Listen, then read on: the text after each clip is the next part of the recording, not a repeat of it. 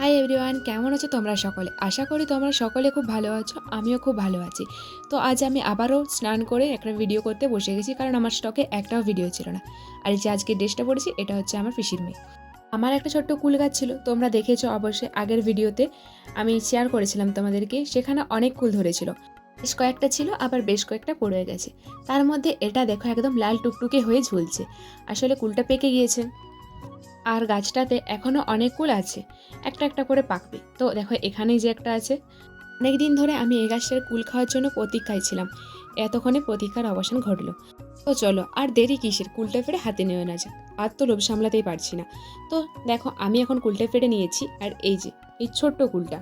তো এবার পেড়ে যখন নিয়েছি, আর দেরি করে লাভ নেই। তারপর টেস্ট করে দেখলাম কুলটা একদম দারুণ খেতে, একদম বালির মতো মিহি। তো আজকের ভিডিওটা এখানে শেষ করছি, দেখাচ্ছি নেক্সট ভিডিও নিয়ে।